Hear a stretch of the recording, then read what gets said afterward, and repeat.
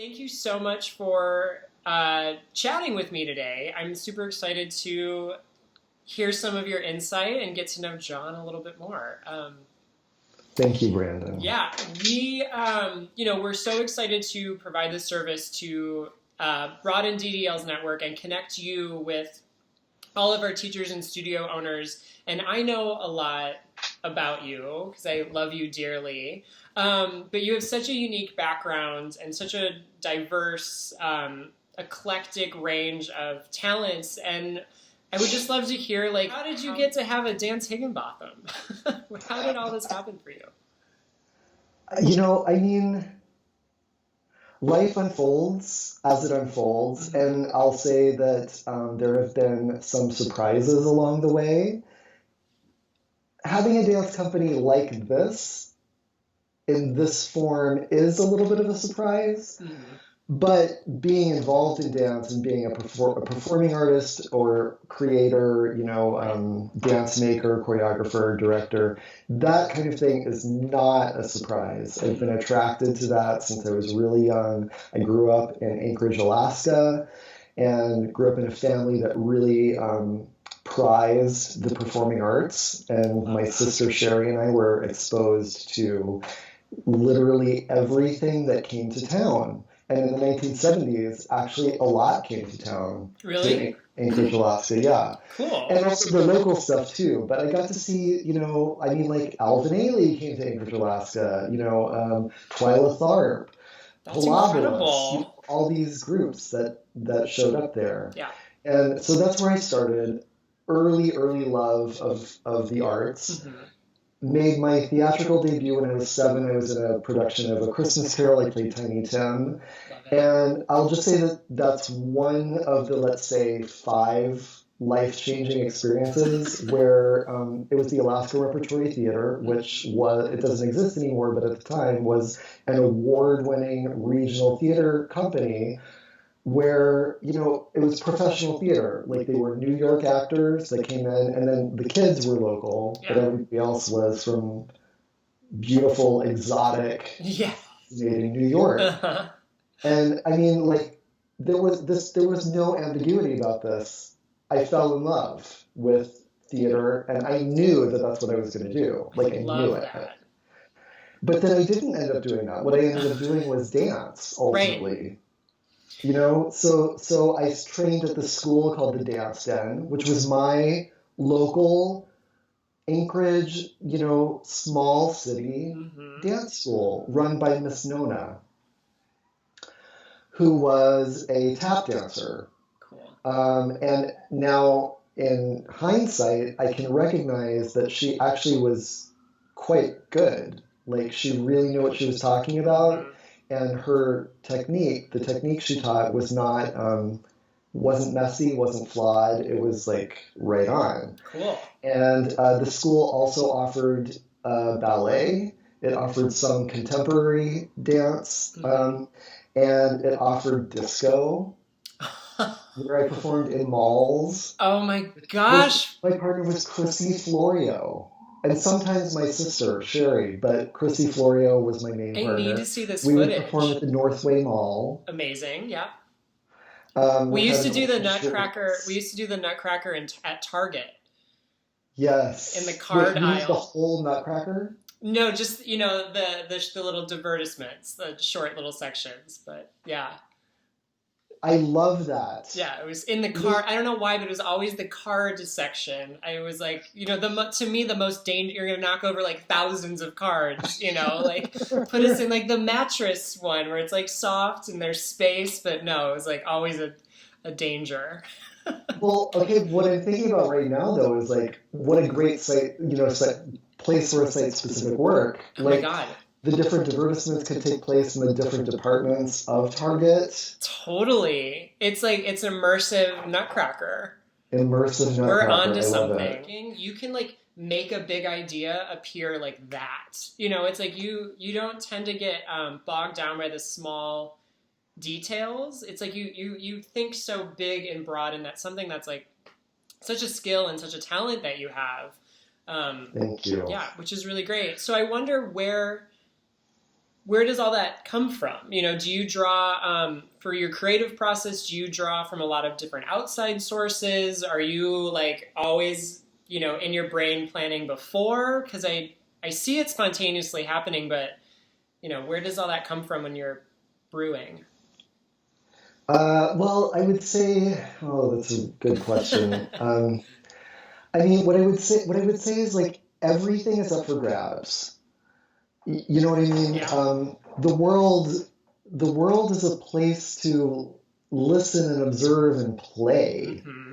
and I enjoy I enjoy a puzzle, and I enjoy playing with the resources that are available. Yeah. And I would have to say once again that goes back to my childhood where I don't know, I guess I feel like I've never said this before, but I feel like I probably was like very encouraged to play.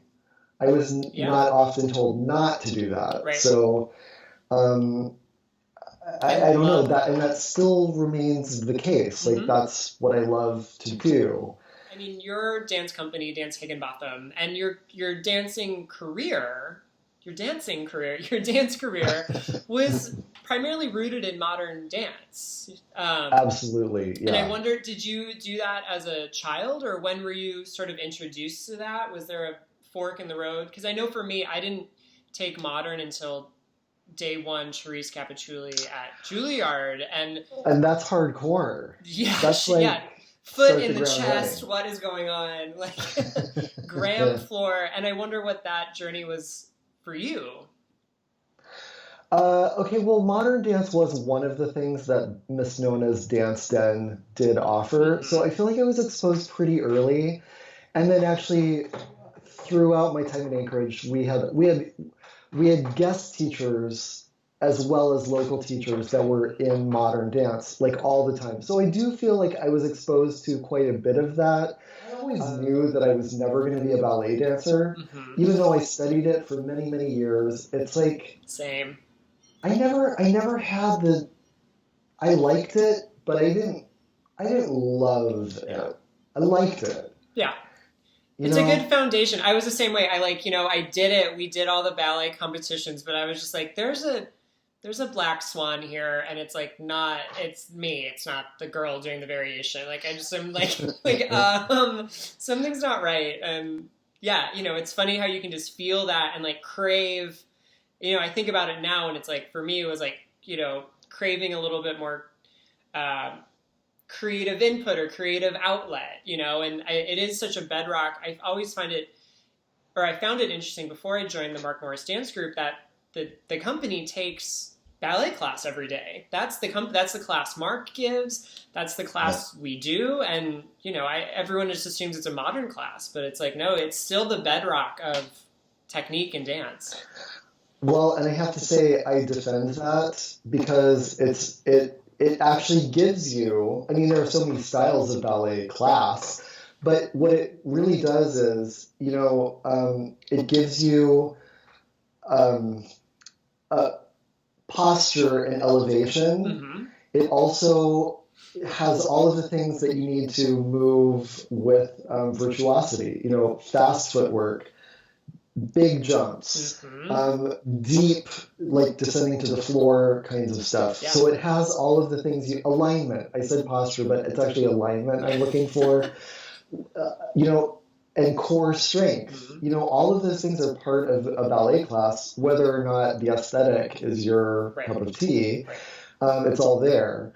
And then, especially now today, when also people augment their ballet class with Pilates Yeah. and you know gyrotonics Yeah. and you know people. There's an awareness of fitness Hmm. in addition to you know say that ballet class that also helps you find your way. Right.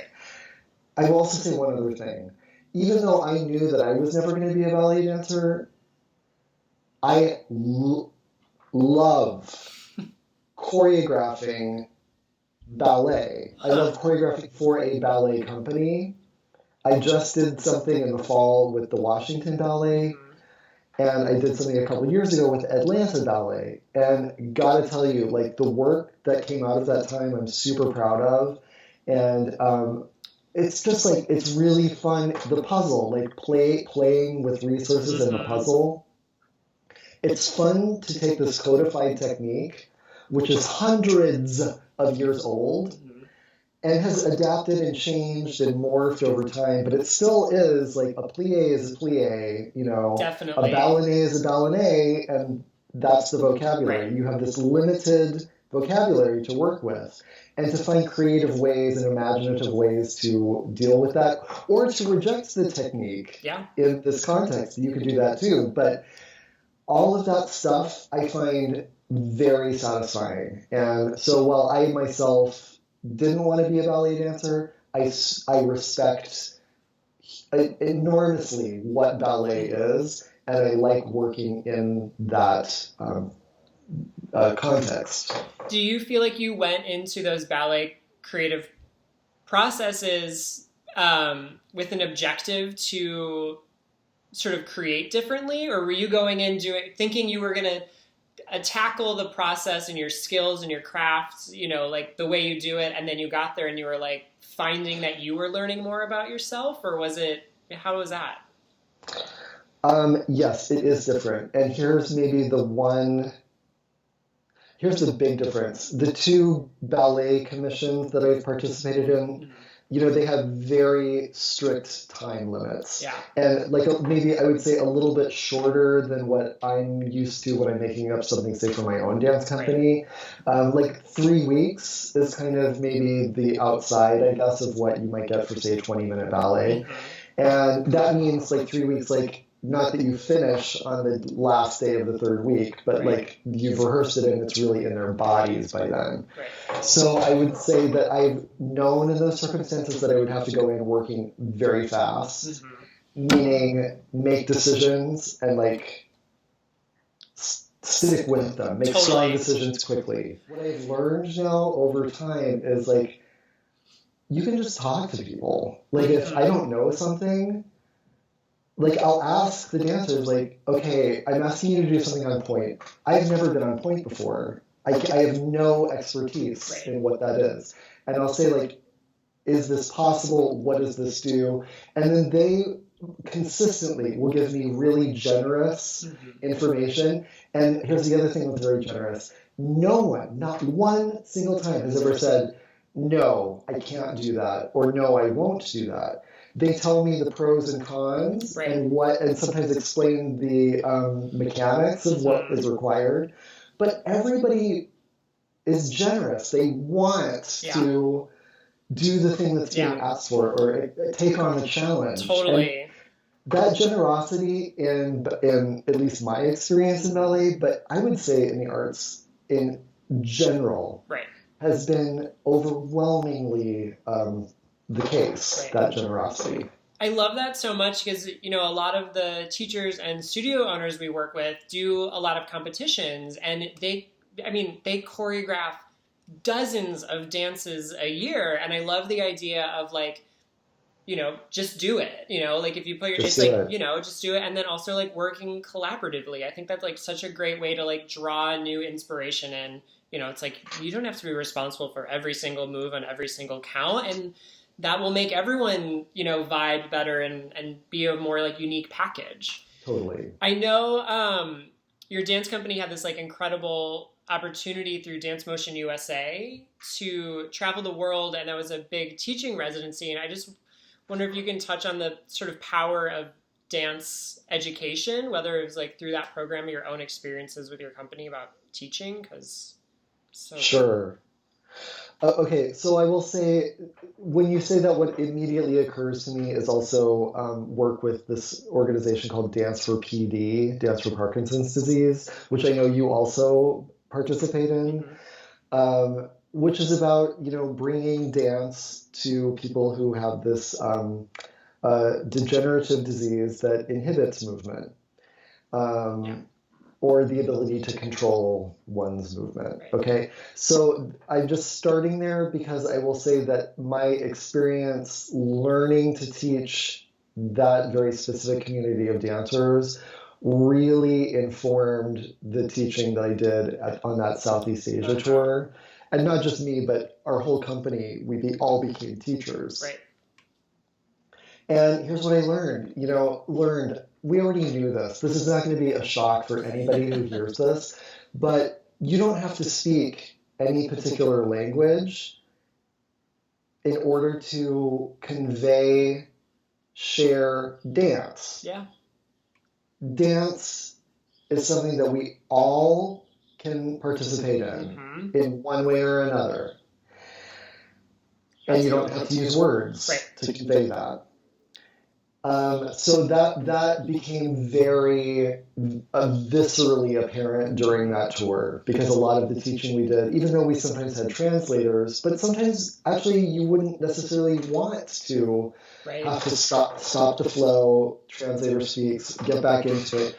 You would just want to say, follow me, and you learn something. Okay, repeat.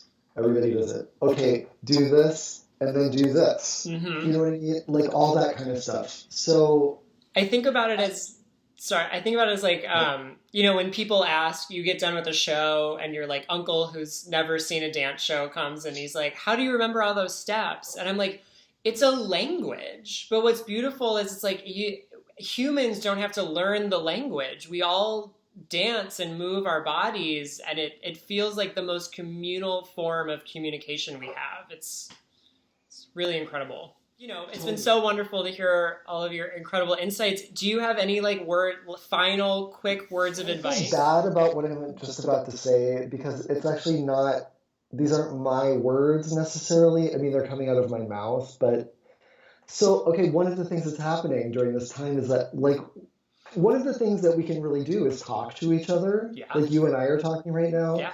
And last night I did a similar thing with this actress named Ali Stroker, who was in Oklahoma, and she won the Tony Award for Best Featured Actress in a Musical last year, 2019.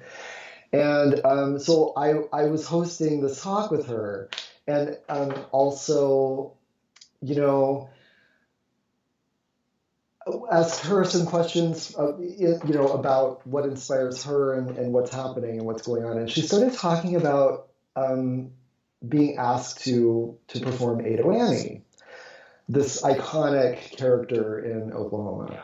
And one thing that is important to mention is that Ali is in a wheelchair. She is actually the first Broadway actress. She's the first performer on Broadway to use a wheelchair for mobility. I mean, there have been plenty of characters that have been in wheelchairs, but first one for mobility. She did that for Spring Awakening. Revival. And then she is also the first person who uses a wheelchair for mobility to win the Tony Award. So it's important to mention that, because she was talking about how she came to be cast as Ado Annie, and she went into the audition and she sang Can't Say No, the big famous number that character sings. And she sang it in like a traditional way. And then Daniel Fish said, "Okay, now do it like you're in the club, like the country western dance hall bar." And so she did it like totally differently. And she was saying how she just she wasn't even really prepared necessarily for the audition, because it hadn't occurred to her that this character would ever be something that she would actually be cast in. Like her mode is actually theater and musical theater that is being made today, not historical musical theater. Yeah, okay, for sure. And so she just wasn't Ado Annie was just something that didn't really occur to her as a thing. And her lesson was, don't put yourself in a box. Absolutely. Don't do that. Follow your imagination, your resources, what you want to do. She was like, oh, I never thought that I might be in this context, but here I am, and why not? Totally. So I would just say, for everybody who might be listening to this, you don't have to put yourself in a box. You can think imaginatively. You can try experiments, and they may be more or less successful, and you'll figure it out. You'll find your path. I love you. I love you. Talk to you soon. Bye. Bye.